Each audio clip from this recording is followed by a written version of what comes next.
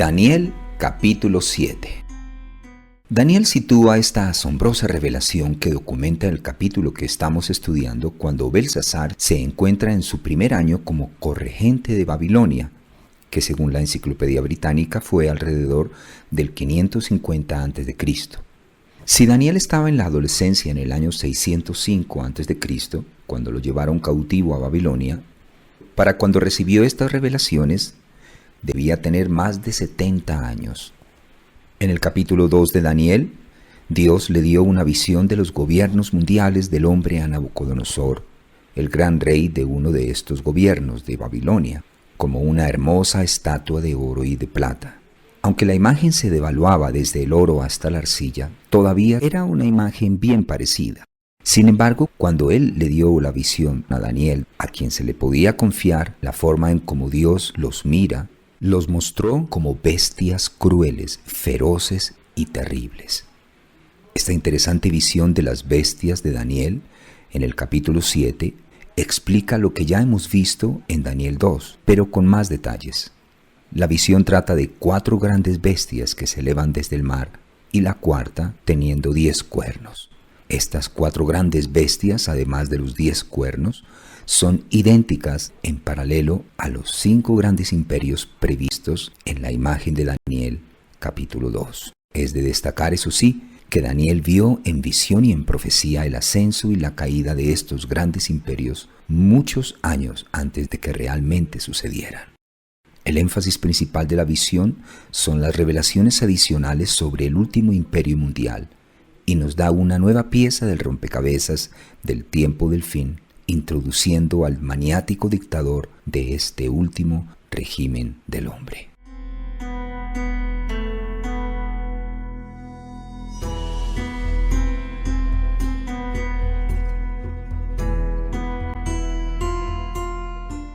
Daniel 7, versículos 1 al 3. En el primer año de Belsasar, rey de Babilonia, tuvo Daniel un sueño y visiones de su cabeza mientras estaba en su lecho. Luego escribió el sueño y relató lo principal del asunto.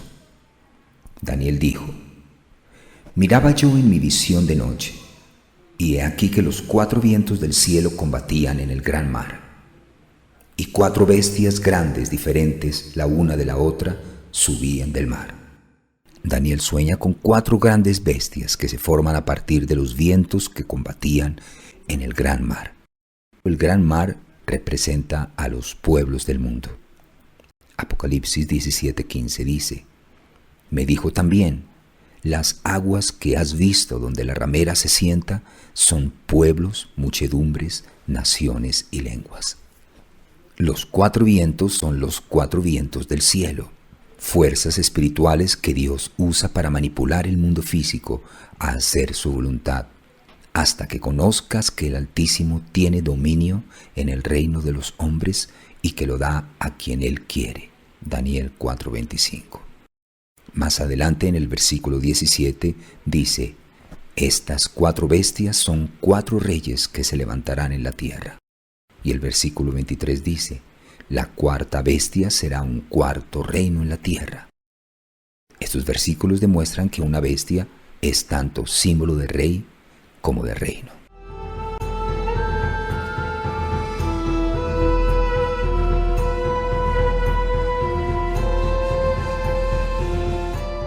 Daniel 7:4.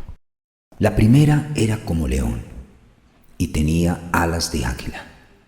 Yo estaba mirando hasta que sus alas fueron arrancadas, y fue levantada del suelo y se puso enhiesta sobre los pies a manera de hombre, y le fue dado corazón de hombre.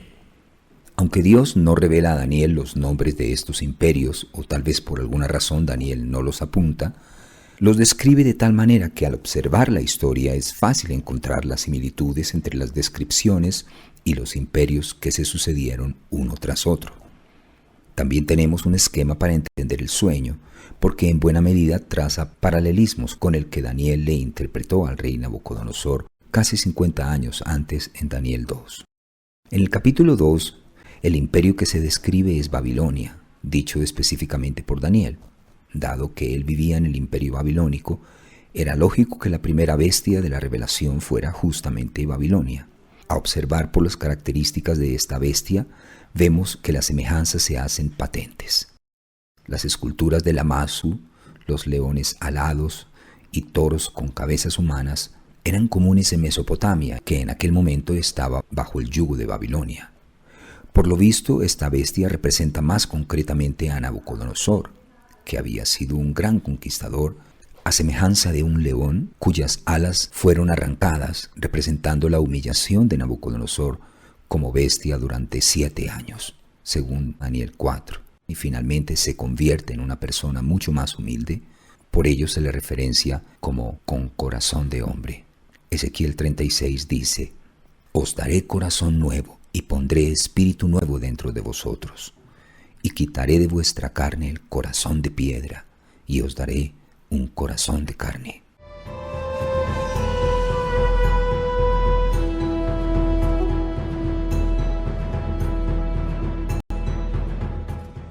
Daniel 7:5. Y he aquí otra segunda bestia, semejante a un oso, la cual se alzaba de un costado más que del otro, y tenía en su boca 3 costillas entre los dientes.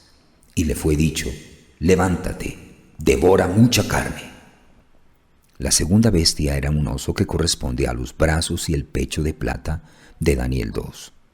El oso es uno de los depredadores más grandes y fuertes de la naturaleza, ya que sabemos por la historia que el reino siguiente a Babilonia fue Medo-Persia. El oso representa al imperio de la confederación de los persas y los medos. Se alzaba más de un costado, lo cual indica así el predominio de los persas.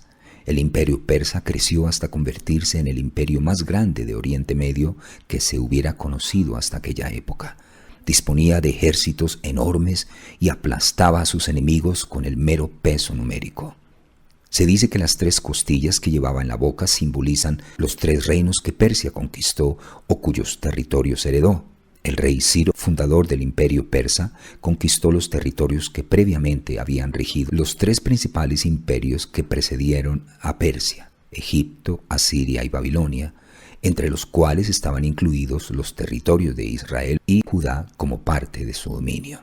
Otra interpretación es que las costillas representan a los 3 imperios que conquistó: primero Media, después Lidia y por último Babilonia.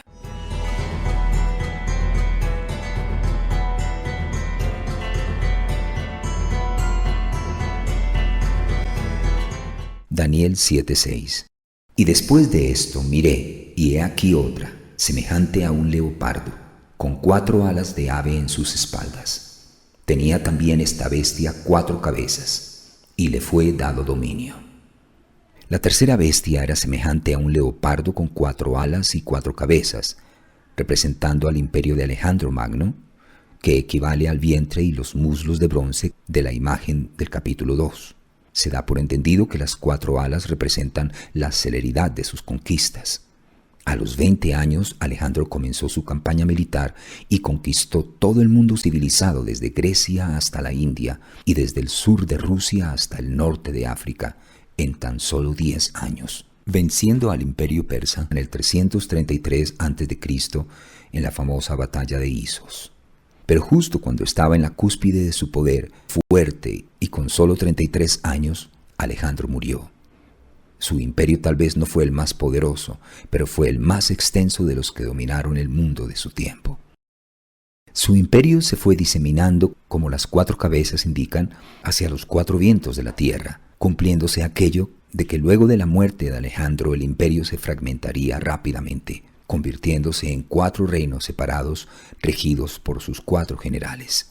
El mapa del imperio se cristalizó en 4 divisiones principales, que probablemente era lo que representaban las 4 cabezas del leopardo: Macedonia y Grecia, los dominios de Lisímaco, que gobernaba Tracia y la actual Turquía, el imperio Seleucida, que abarcaba lo que hoy en día es Siria, Líbano, Irak e Irán, y el imperio Ptolemaico. El dominio de las tierras que hoy en día conocemos como Palestina e Israel se alternó entre los Seleucidas y los Ptolemaicos, y en algunos momentos lograron independizarse de ambos. Estos 4 reinos van a asumir una gran importancia en el próximo capítulo.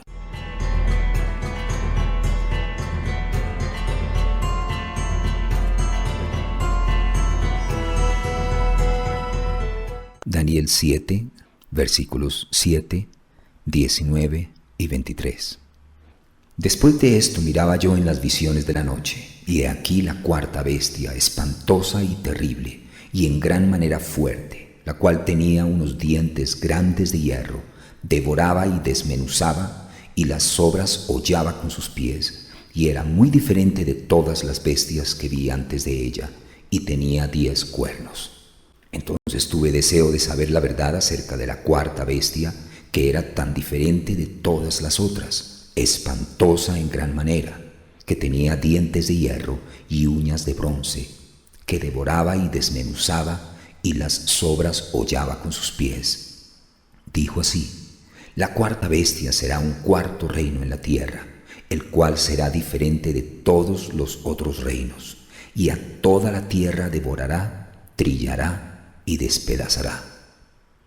Eso nos trae a la cuarta bestia, monstruo espantoso y terrible y en gran manera fuerte, con grandes dientes de hierro y uñas de bronce, que no se parecía a nada de lo que Daniel hubiera visto antes, porque no encontraba palabras para compararla con nada.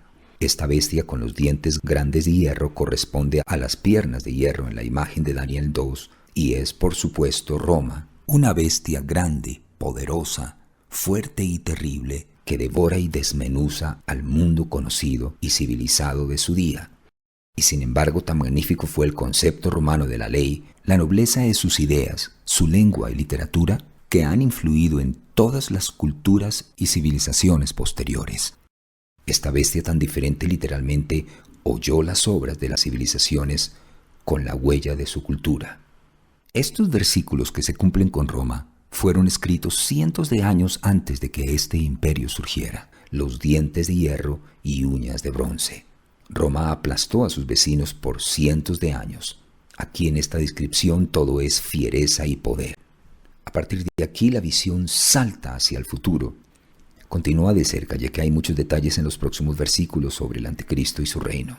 Estudiaremos primero los versículos que hablan acerca de los 10 cuernos y del anticristo.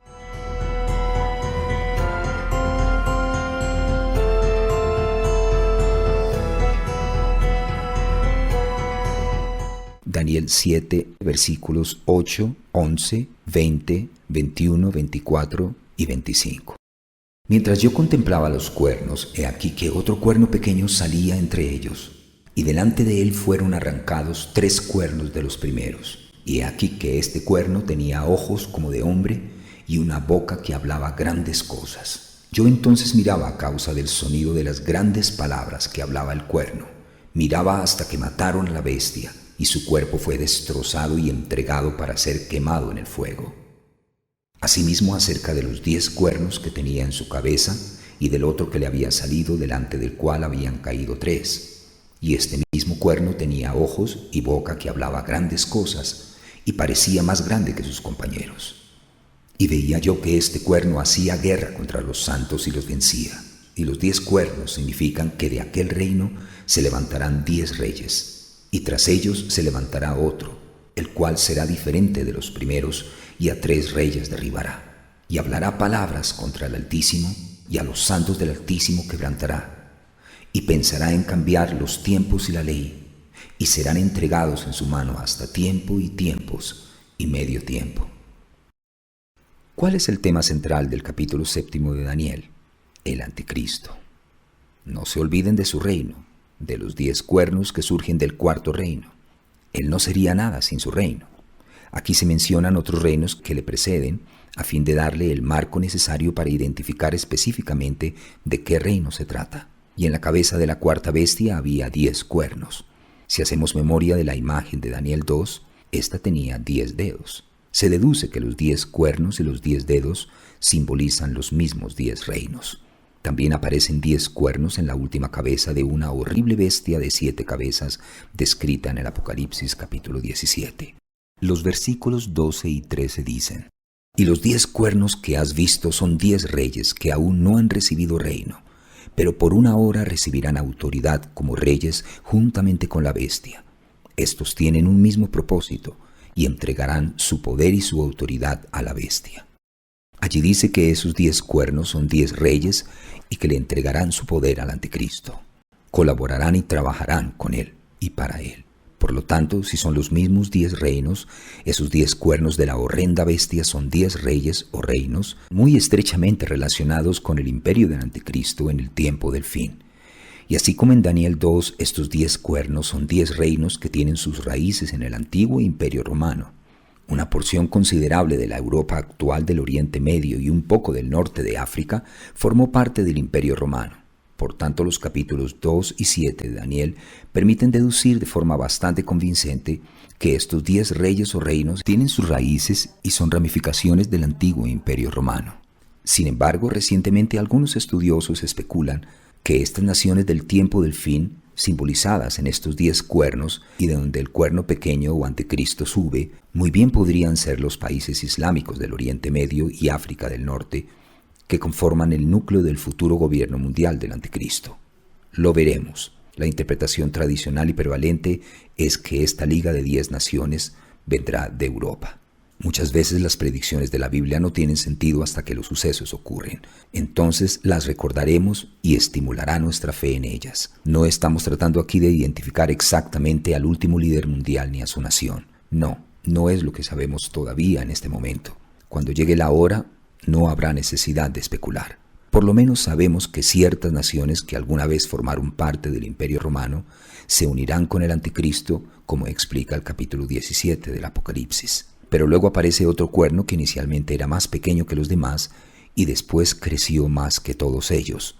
Ese nuevo cuerno tenía ojos de hombre y hablaba grandes cosas. Apocalipsis 13, del 5 al 7. También se le dio boca que hablaba grandes cosas y blasfemias, y se le dio autoridad para actuar 42 meses, y abrió su boca en blasfemias contra Dios, para blasfemar de su nombre, de su tabernáculo, y de los que moran en el cielo, y se le permitió hacer guerra contra los santos y vencerlos. Segunda Tesalonicenses 2, 3 y 4 dice: Nadie os engañe en ninguna manera, porque no vendrá sin que antes venga la apostasía y se manifieste el hombre de pecado, el hijo de perdición, el cual se opone y se levanta contra todo lo que se llama Dios, tanto que se sienta en el templo de Dios como Dios, haciéndose pasar por Dios. Los ojos como un hombre y una boca que hablaba grandes cosas muestran que el cumplimiento de este último cuerno pequeño es un individuo, el anticristo o bestia, como se le llama en Apocalipsis 13, del 3 al 7. El cuerno pequeño que creció más que los demás no puede ser otro que el anticristo. Arranca de raíz a 3 de los otros 10. Da la impresión de ser violento. Es muy probable que estos 3 reinos que se opongan al anticristo, por ello se los margine del poder. Sin embargo, la bestia del Apocalipsis tiene todos los 10 cuernos en el momento en el que se producen los sucesos del tiempo del fin, por lo que se deduce que a los 3 arrancados los reemplazan líderes aliados al anticristo. Daniel ve con espanto que el anticristo persigue a los santos y les hace la guerra al pueblo de Dios durante tiempo, tiempos y medio tiempo. El Apocalipsis también nos habla de esta persecución en Apocalipsis 13. 42 meses equivalen a 3 años y medio. Por consiguiente puede deducirse que tiempo, tiempos y medio tiempo equivalen a 3 años y medio. El Señor no podía ser más específico acerca de la duración del período que conocemos como la Gran Tribulación, la segunda mitad del reinado del Anticristo, que precede inmediatamente a la segunda venida de Jesús. Y la razón principal es para que los hijos de Dios que estén viviendo allí sepan que solo va a durar 3 años y medio y no más. No va a ser una época placentera aquí en la tierra. En un mensaje posterior, un ángel le dice a Daniel que será un tiempo de angustia, el cual nunca fue desde que hubo gente hasta entonces. Daniel 12:1.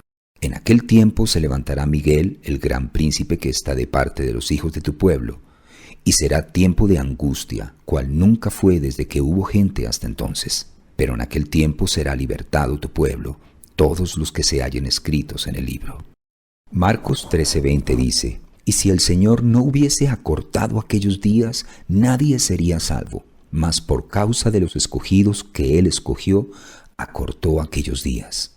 Daniel 12:7 dice: Y oí al varón vestido de lino que estaba sobre las aguas del río, el cual alzó su diestra y su siniestra al cielo, y juró por el que vive por los siglos, que será por tiempo, tiempos y la mitad de un tiempo, y cuando se acabe la dispersión del poder del pueblo santo, todas estas cosas serán cumplidas.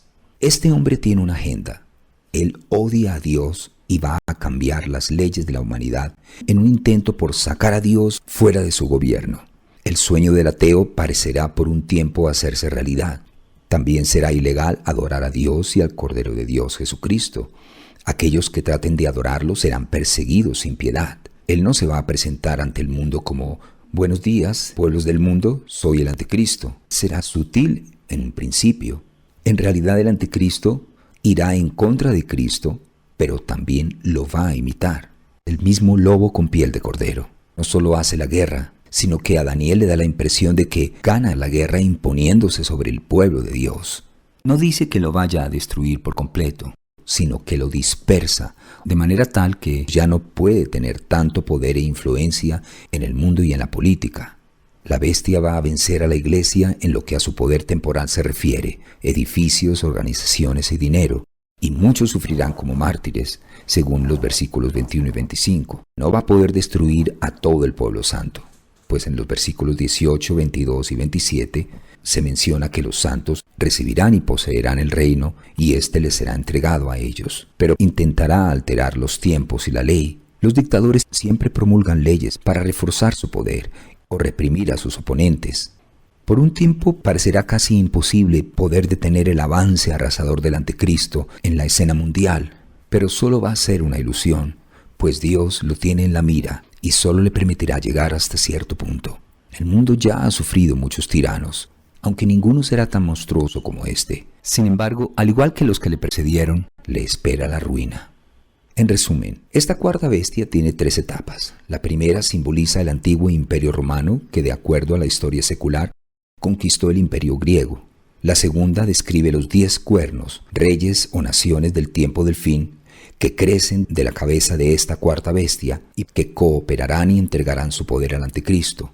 Por última, la tercera etapa es este cuerno pequeño que sale de entre ellos y forma el gobierno mundial. ¿Por qué creen que Dios habría de dedicarle casi 2 libros enteros, además de multitud de profecías de la Biblia, a estos pocos años del tiempo del fin? ¿No les parece que Él quiere que no estemos engañados como el resto del mundo? ¿Ustedes creen que Él espera que nos preparemos? ¿Se van a alistar?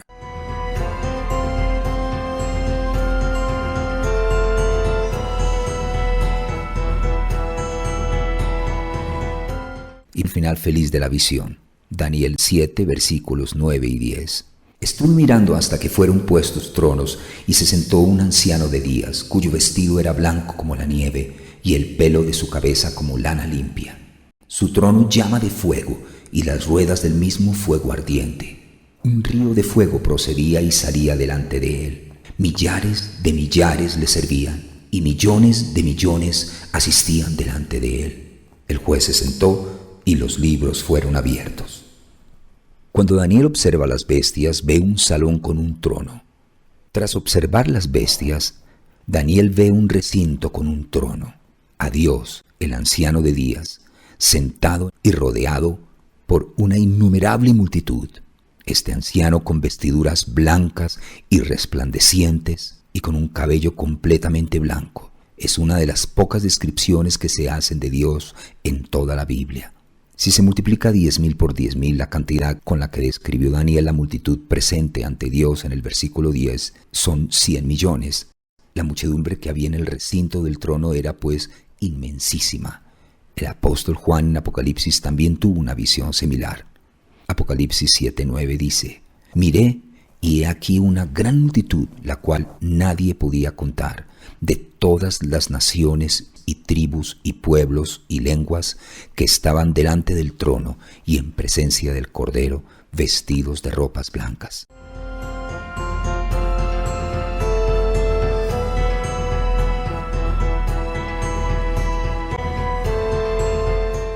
Daniel 7:12.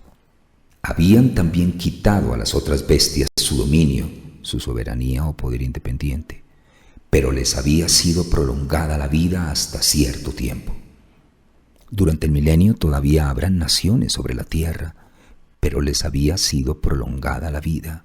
Se les va a quitar su autonomía, y Dios con Jesucristo y los santos serán sus gobernantes y sus reyes. Todavía habrán naciones.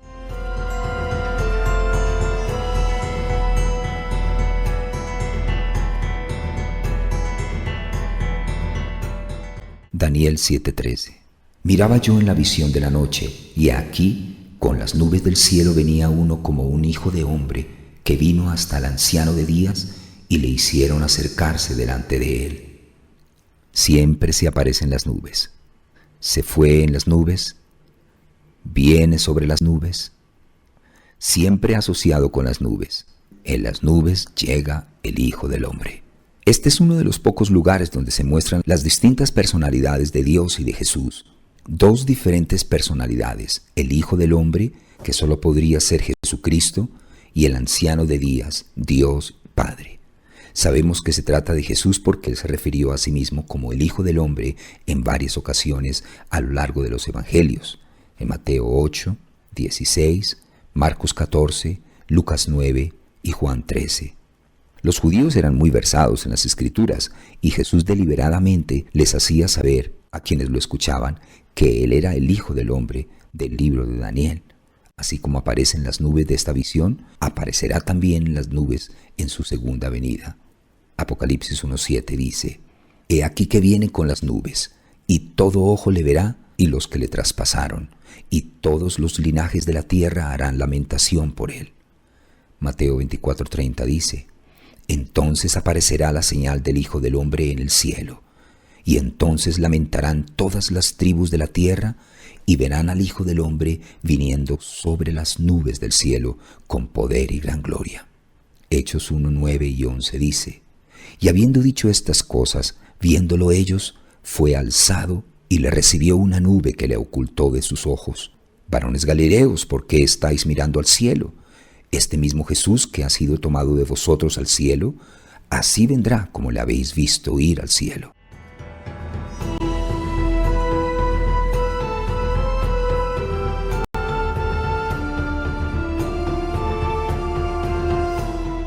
Daniel 7:14. Y le fue dado dominio, gloria y reino, para que todos los pueblos, naciones y lenguas le sirvieran. Su dominio es dominio eterno, que nunca pasará, y su reino uno que no será destruido. Daniel 2:44 dice: Y en los días de estos reyes, el Dios del cielo levantará un reino que no será jamás destruido, ni será el reino dejado a otro pueblo. Desmenuzará y consumirá todos estos reinos, pero Él permanecerá para siempre. Apocalipsis 11:15 dice: El séptimo ángel tocó la trompeta, y hubo grandes voces en el cielo que decían: Los reinos del mundo han venido a ser de nuestro Señor y de su Cristo, y Él reinará por los siglos de los siglos.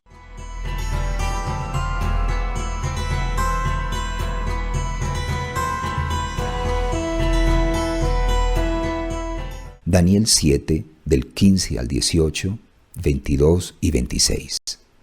Se me turbó el espíritu a mí, Daniel, en medio de mi cuerpo, y las visiones de mi cabeza me asombraron.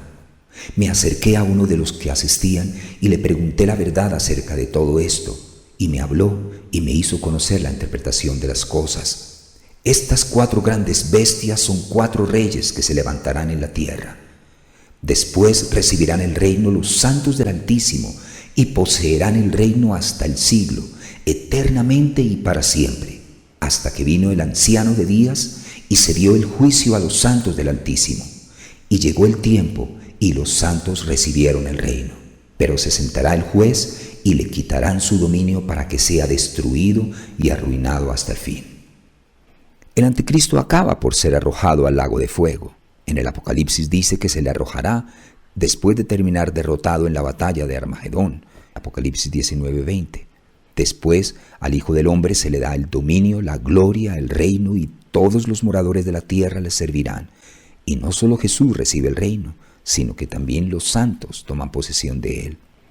Apocalipsis 19:20 dice: Y la bestia fue apresada, y con ella el falso profeta que había hecho delante de ella las señales con las cuales había engañado a los que recibieron la marca de la bestia y habían adorado su imagen. Estos dos fueron lanzados vivos dentro de un lago de fuego que arde con azufre.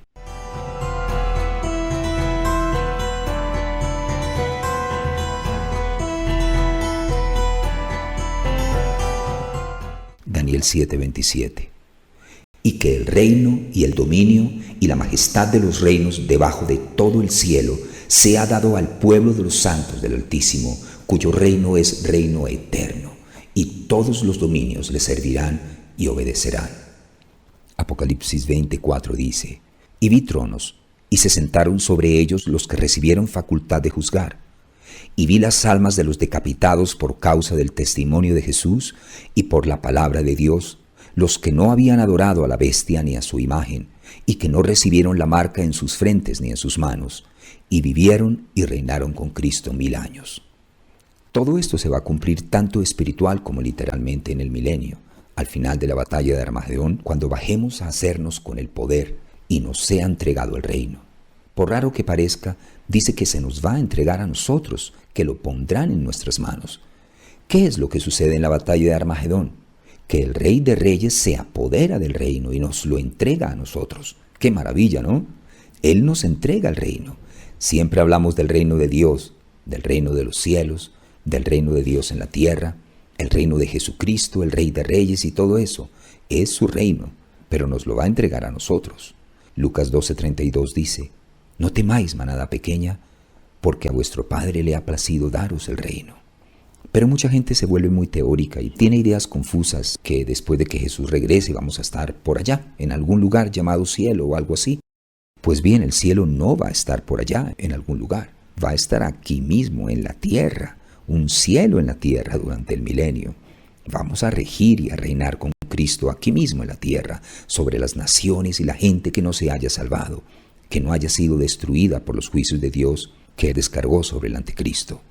Todos los días millones de cristianos por todo el mundo rezan: venga tu reino, hágase tu voluntad como en el cielo, así también en la tierra. Pero estoy seguro de que la mayoría de ellos no aprecian verdaderamente la magnitud de este enunciado en la oración del Señor y cuán literalmente se va a hacer realidad y se va a cumplir. Va a ser como el cielo en la tierra. La voluntad de Dios será hecha y su reino estará aquí, como en el cielo, así también en la tierra. Y seremos sus agentes, haciendo cumplir su voluntad, rigiendo y reinando con Él sobre la tierra.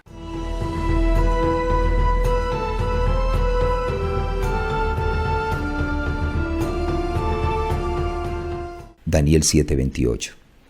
Aquí fue el fin de sus palabras. En cuanto a mí, Daniel, mis pensamientos me turbaron y mi rostro se demudó, pero guardé el asunto en mi corazón.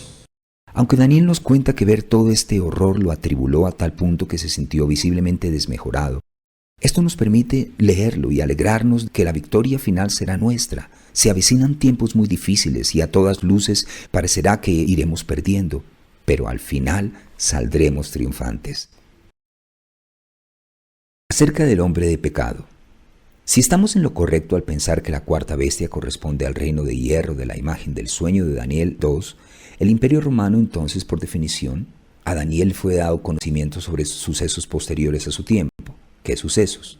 Una de las maneras por las que se me hace más fácil proseguir es detenerme un momento y comenzar a reunir los conceptos centrales, los cuales parecen ser los siguientes. Primero, una bestia increíblemente poderosa con 10 cuernos y un pequeño cuerno que habla grandes cosas. 2. La bestia hace guerra contra los santos y los vence. 3. El Hijo del Hombre llega en las nubes del cielo. 4. El tribunal celestial juzga a la bestia y la destruye. Y 5. Los santos reciben el reino. Entonces, razonablemente, quizás nos preguntemos, ¿hay algún otro lugar en la Biblia en el que leamos algo parecido? Sí lo hay. En el libro del Apocalipsis, capítulo 13, nos encontramos con una descripción de una bestia increíblemente poderosa. Y tiene muchas características compartidas con la bestia de Daniel. Tiene 10 cuernos, que se dice que son 10 reyes. Habla grandes cosas, hace guerra contra los santos y los vence. Su autoridad es ilimitada.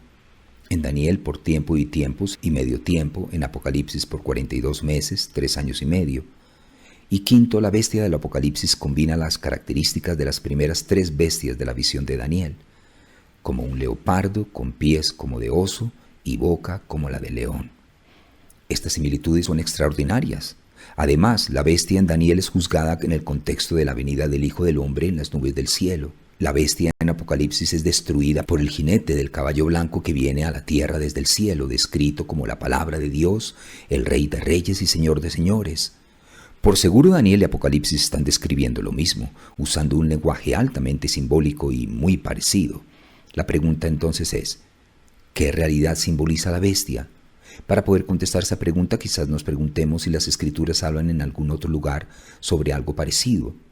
En 2 Tesalonicenses 2, Pablo escribe lo siguiente: pero con respecto a la venida de nuestro Señor Jesucristo y a nuestra reunión con Él, os rogamos, hermanos, que no os dejéis mover fácilmente de vuestro modo de pensar, ni os conturbéis ni por espíritu, ni por palabra, ni por carta como si fuera nuestra, en el sentido de que el día del Señor está cerca. Nadie os engañe en ninguna manera, porque no vendrá sin que antes venga la apostasía y se manifieste el hombre de pecado, el hijo de perdición, el cual se opone y se levanta contra todo lo que se llama Dios o es objeto de culto, tanto que se sienta en el templo de Dios como Dios, haciéndose pasar por Dios. ¿No os acordáis que cuando yo estaba todavía con vosotros os decía esto? Y ahora vosotros sabéis lo que lo detiene, a fin de que a su debido tiempo se manifieste, porque ya está en acción el misterio de iniquidad. Solo que hay quien al presente lo detiene, hasta que él a su vez sea quitado de en medio.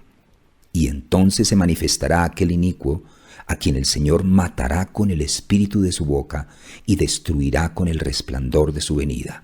Inicuo cuyo advenimiento es por obra de Satanás, con gran poder y señales y prodigios mentirosos, y con todo engaño de iniquidad para los que se pierden, por cuanto no recibieron el amor de la verdad para ser salvos.